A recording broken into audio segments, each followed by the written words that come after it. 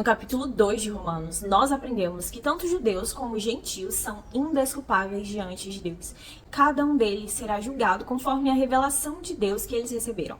Os judeus, segundo a revelação especial, que é a lei, e os gentios, segundo a revelação natural, que é a criação, que expressa os atributos invisíveis de Deus. Mas os dois, indesculpáveis diante de Deus. E agora vamos para o capítulo 3. Preparados?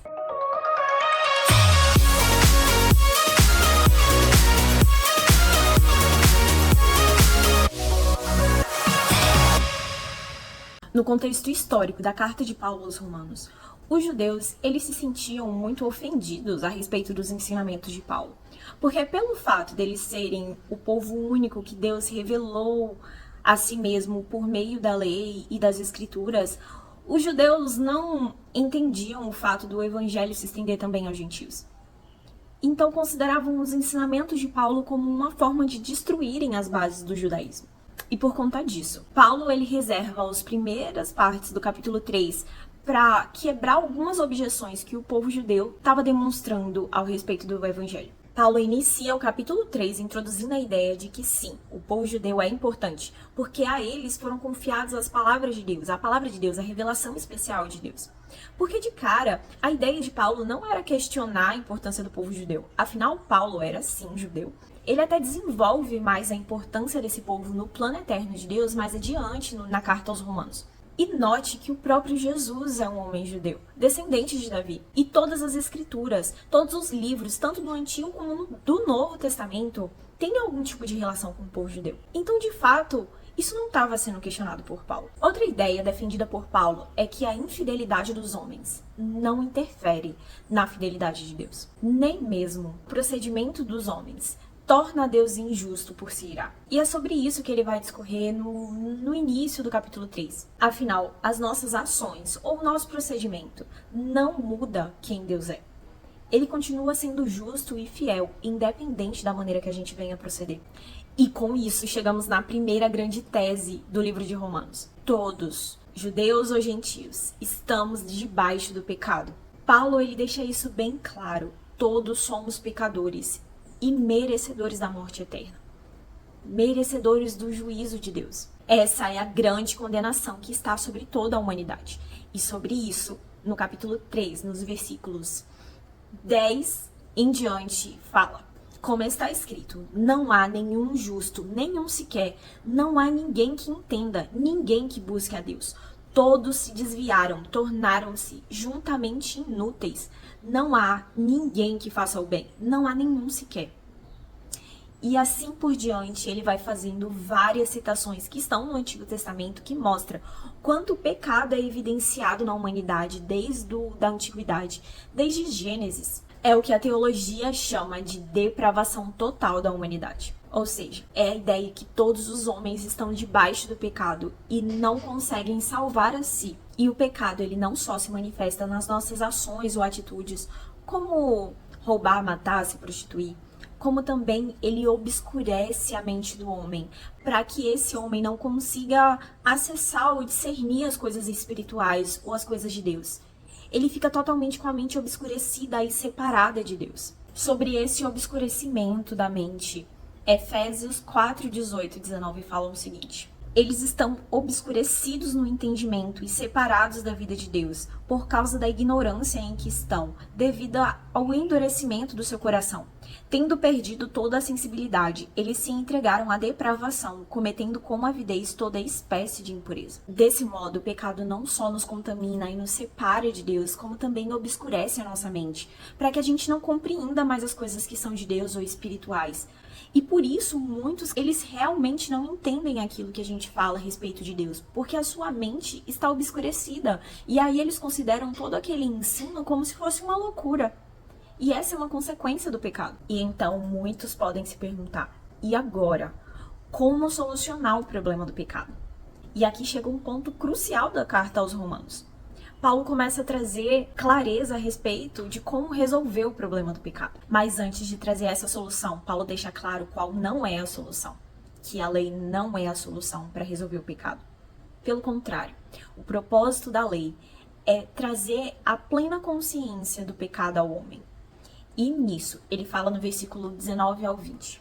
O seguinte: sabemos que tudo que a lei diz, o que diz àqueles que estão debaixo dela, para que toda boca se cale e o mundo todo esteja sob o juízo de Deus. Portanto, ninguém será declarado justo diante dele baseando-se na obediência à lei, pois é mediante a lei que nos torna plenamente conscientes do pecado.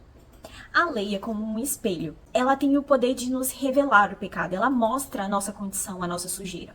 Mas o espelho não tem como limpar a sujeira. Da mesma maneira que a lei é como um diagnóstico.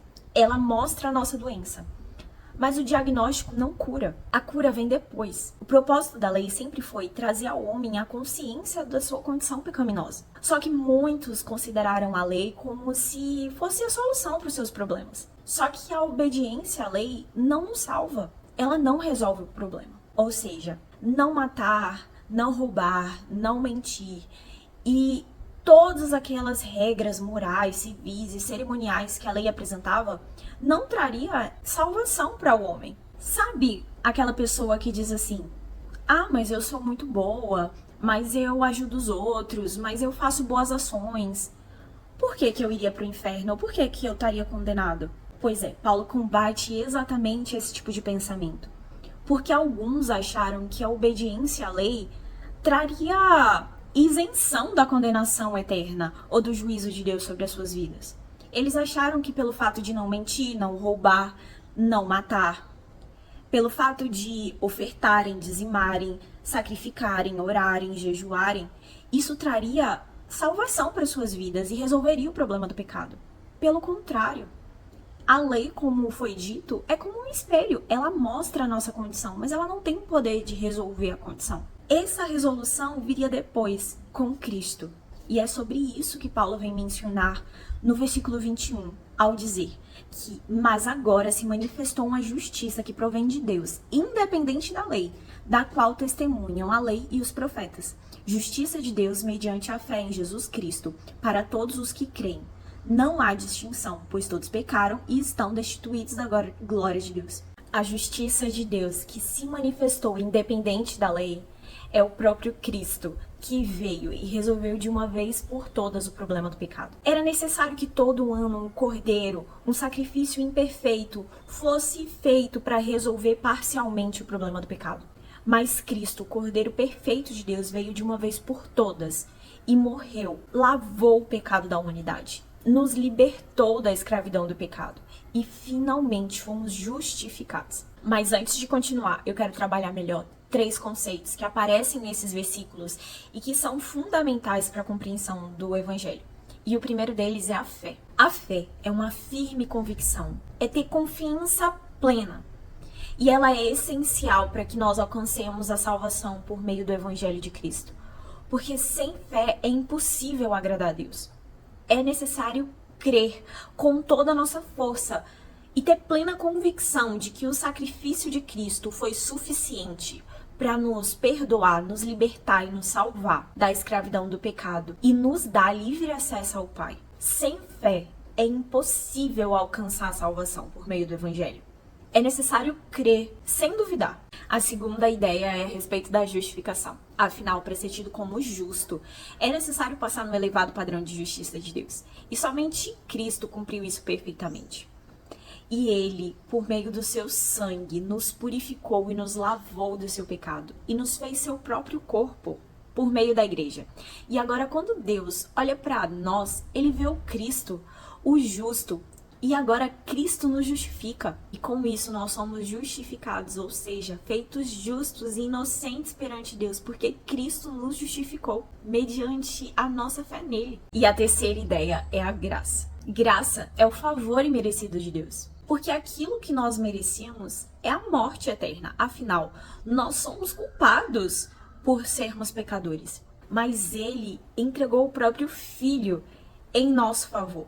Ele nos favoreceu, mesmo nós não merecendo. E a salvação, ela não é alcançada por aquilo que nós podemos ser ou fazer. Não existe algo que possamos nos tornar para merecermos a salvação ou merecermos Cristo. Não há nada que nós possamos fazer. E por isso é graça, é de graça. É algo imerecido. Por isso, Paulo deixa claro no versículo 27 que não há como nós nos vangloriarmos pelo Evangelho. Afinal, ele foi nos dado de graça. Nós não merecíamos o Evangelho. Mas Deus, em sua infinita graça, nos alcançou por meio dele. E agora, em graça, mediante a fé, nós podemos ser salvos. E mais, a salvação está disponível para todos, tanto judeus como gentios. Todas as nações podem acessar a salvação que há em Cristo Jesus. E por fim, Paulo traz uma ideia muito importante no versículo 31. Ele deixa claro que a fé não anula a lei. É importante que a gente tenha isso em mente, porque a lei ela é extremamente essencial para que a gente tenha a compreensão completa do Evangelho. Afinal, é a lei que mostra o quanto nós precisamos do Evangelho, porque é ela que traz o diagnóstico da nossa culpa perante Deus, da nossa condição pecaminosa.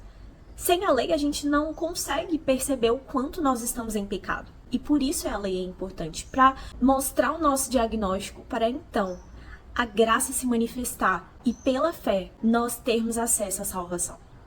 E é isso, galera. Até o próximo vídeo.